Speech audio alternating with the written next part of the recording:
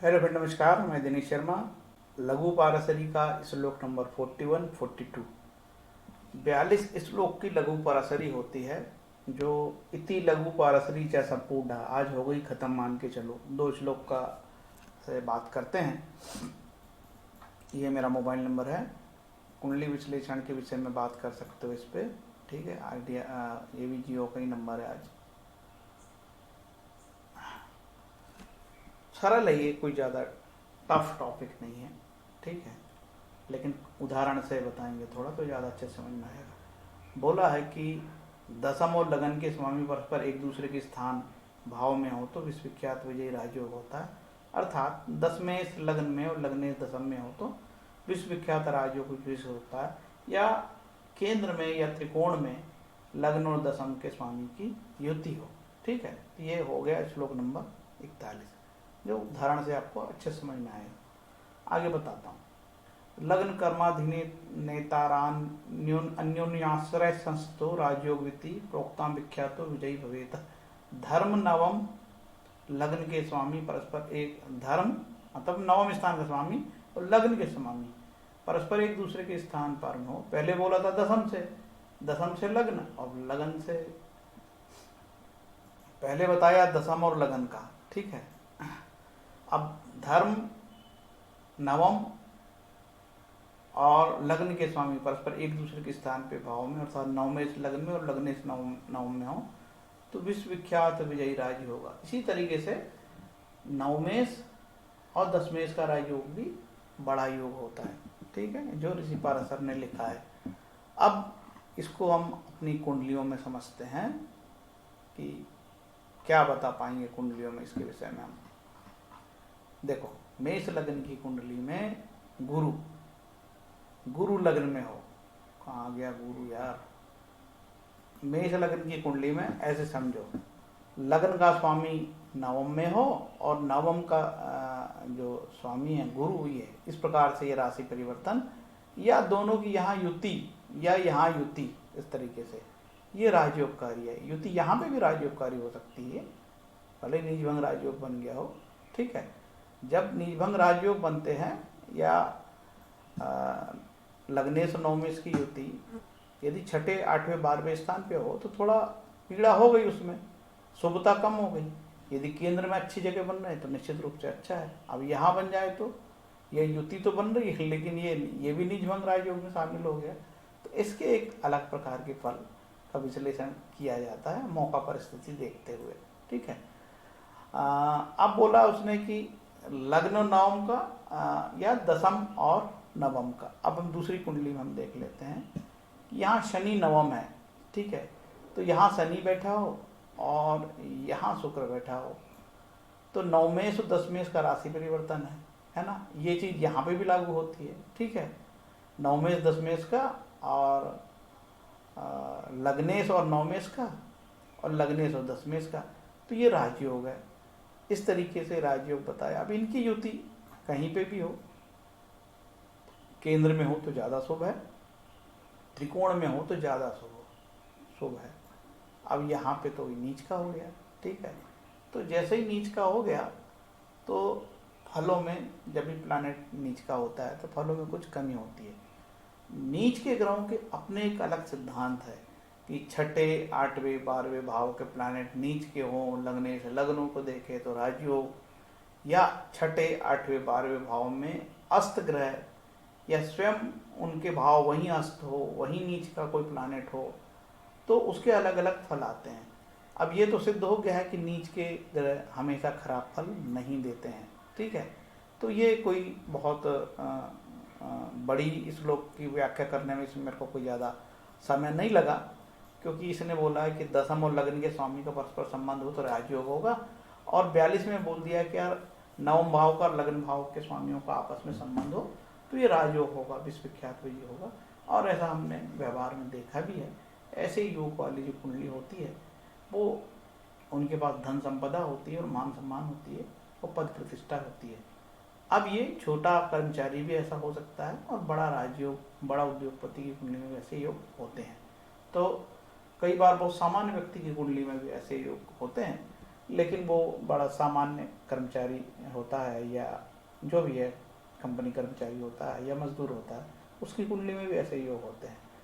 तो सिर्फ ऐसे योग हों तो ही वो विश्वविख्यात हो जाए, कोई जरूरी नहीं है कि इन योगों की दशा क्या समय पे मिलती है।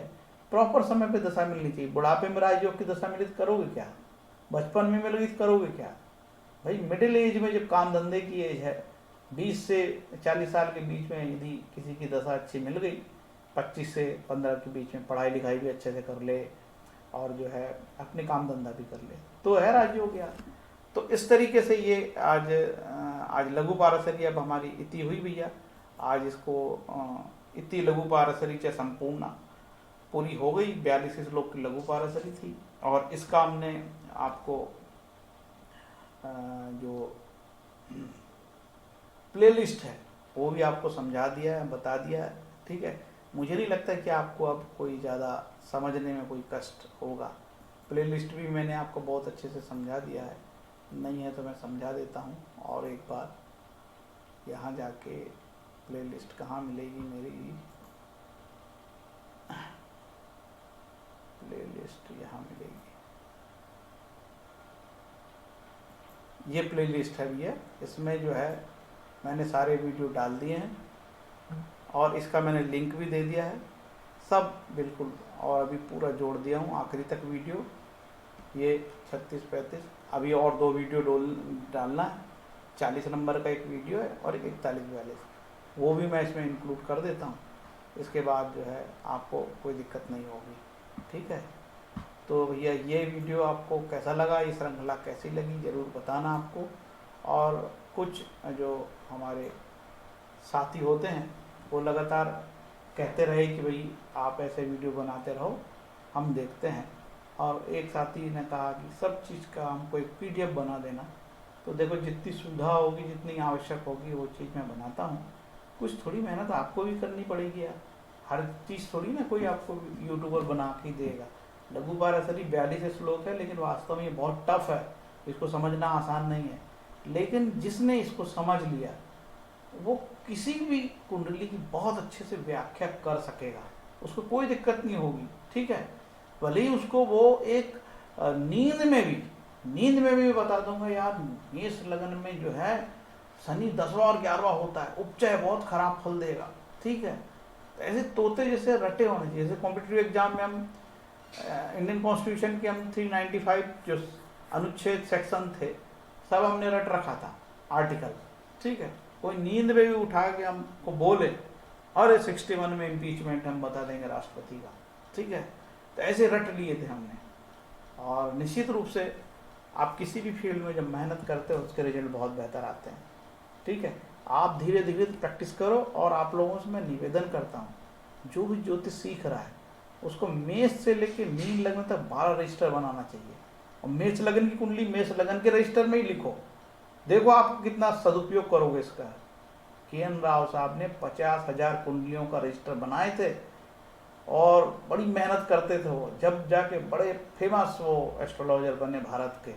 ऐसे थोड़ी कोई सफलता मिलती है, कर्म और मेहनत बहुत करनी पड़ती है जीवन में, तब होता है, ठीक है। तो उम्मीद है कि लघु पारसरी के वीडियो का आप लोग सदुपयोग करोगे। अब ये तो लघु पारसरी के बाद में इसका प्रैक्टिकल से रिलेटेड वीडियो या हम रोज डे टू डे जो प्रैक्टिस करते हैं उसके कुछ वीडियो मैं बना के बताऊंगा। जैसे कि कल मैं मिथुन लगन की एक कुंडली देख रहा था। मिथुन लगन की कुंडली में थोड़ा चर्चा कर ही लेते हैं यार, मन हो गया तो। मिथुन लगन कहाँ पहुँचे मिथुन लगन, ये है, ये मिथुन लगन, ठीक है। अब मिथुन लगन की कुंडली में चंद्रमा यहाँ नीच का होता है यार, ठीक है।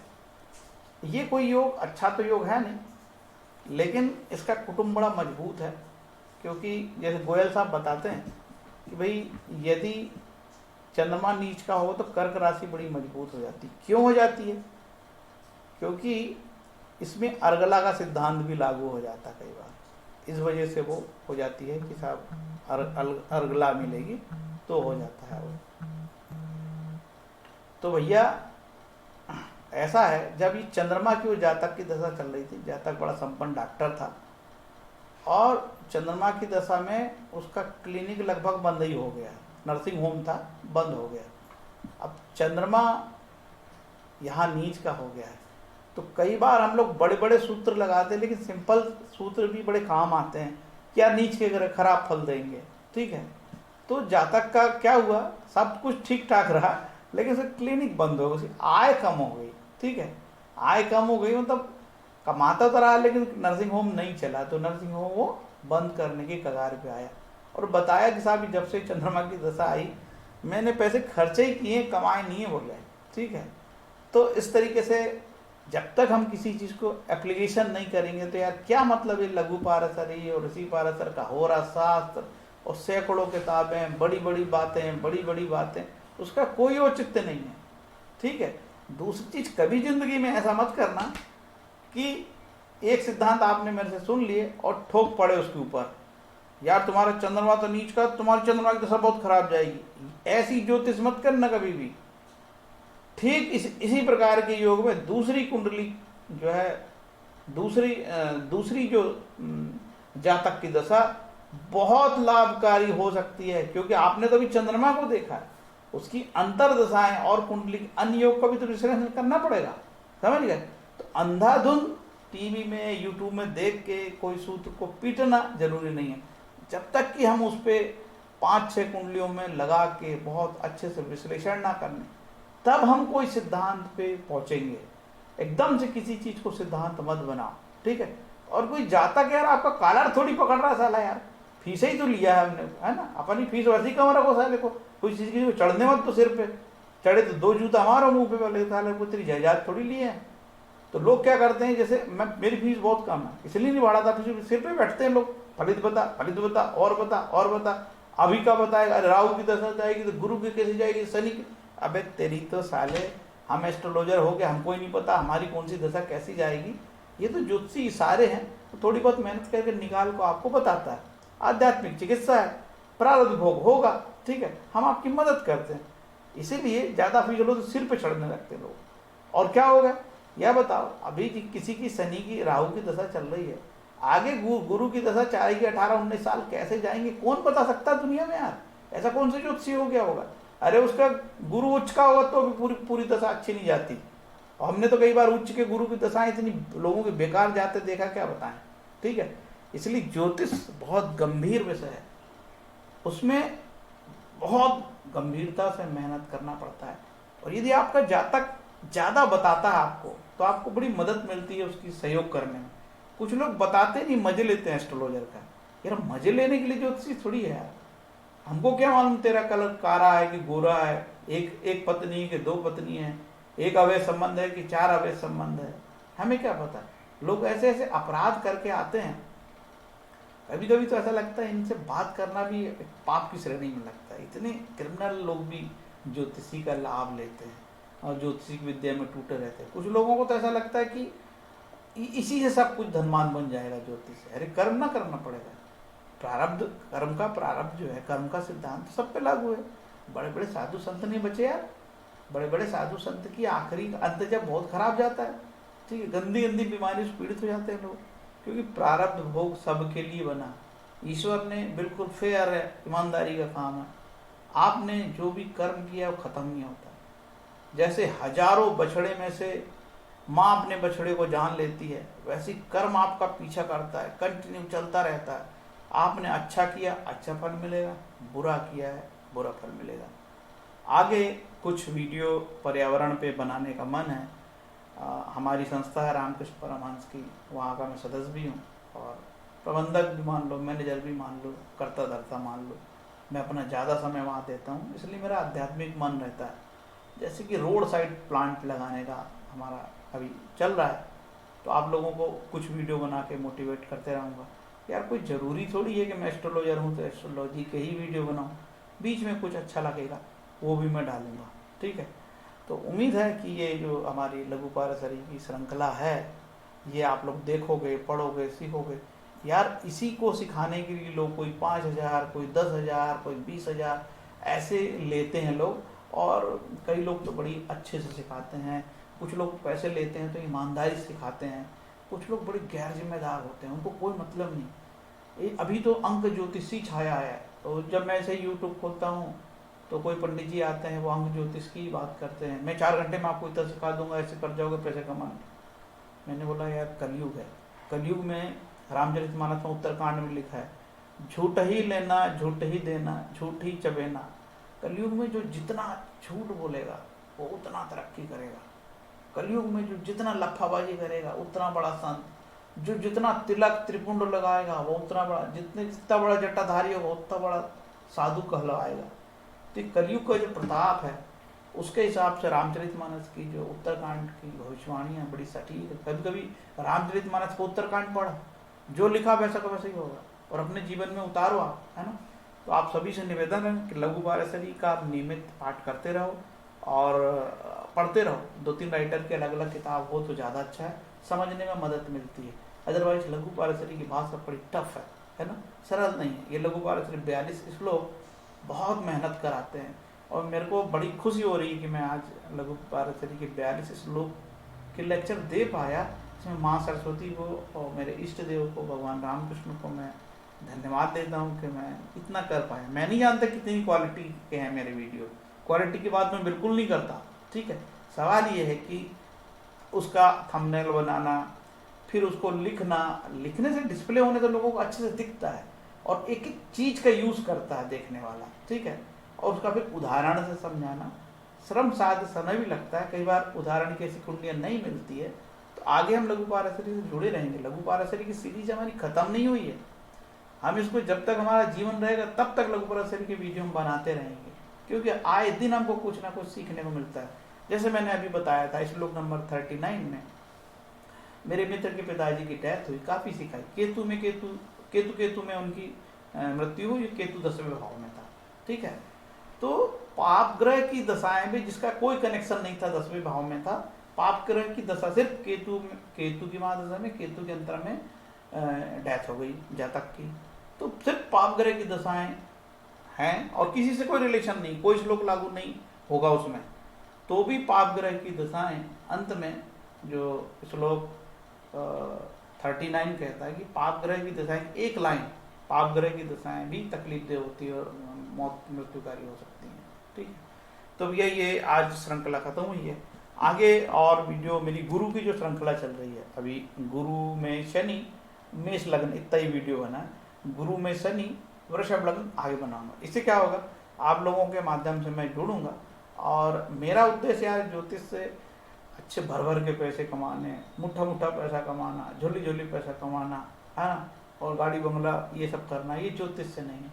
आपको बहुत मेहनत, दूसरा काम भी कर सकते हो आप, कोई मरे मुराए को लूटना, है ना, बेचारा का वैसे धंधा डाउन है, उसको बड़ी महंगी खर्ची पूरी बनाना, और पूर्णतः उसको ज़्यादा से ज़्यादा उसके जेब में हाथ डालना, पैसे निकाल लेना, ये ज्योतिष इसके लिए नहीं बनी है। मैं तो जो मेरे को फी लेता हूँ उसमें भी मैं चैरिटी करता हूँ, क्योंकि मैं देखता हूँ कि उसके धन के साथ उसके कर्म भी लगते हैं। एक व्यक्ति बहुत बुरा कर्म करता है और ज्योतिषी को 500 रुपये देता है, तो वो 500 रुपये नहीं दे रहा, अपने कर्म भी ट्रांसफर कर रहा है मेरे को। इसीलिए मैं देखता हूँ कि कई बार मेरे को ऐसी ऐसी बीमारी हो जाती है जो बड़ी तकलीफ दे होती है, ठीक हो जाती है, लेकिन मैं समझता हूँ कि किसी की ये आ गए हैं, किसी की बीमारी मेरे को लग गई है, ठीक है। तो कर्म, पैसे के साथ जो है कर्म भी आते हैं। हाँ भाई रवि, तो ये श्रृंखला खत्म हुई। आप कमेंट में जरूर बताना यार कि ये हमारा लघु पाराशरी का जो श्रृंखला है क्या आपके लिए उपयोगी रही है, और आगे ये भी बताइए कि और हमारे वीडियो हमको बनाने हैं तेजी से, क्योंकि पूरे लफाबाज लोग हैं। अरे शनि राशि बदल दिया तो तमाशा, गुरु राशि बदल दिया तो अबे पूरी दुनिया के लिए बदल रहा है यार, तेरे लिए अकेले थोड़ी बदल रहा है। तो गोचर का ऐसा तमाशा मचा रखे हैं, गोचर कभी भी अकेला काम नहीं करता, गोचर पूरी दुनिया के लिए बदलता है। आपकी कुंडली की दशाएं इंपॉर्टेंट है और उससे मैच कराना पड़ता है गोचर का, तब वो रिजल्ट ओरिएंटेड कोई बात हम कर सकते हैं, कोई फलित पे हम आ सकते हैं, ठीक है। तो और भी बहुत सारे एक्सपीरियंस मेरे को हो रहे हैं।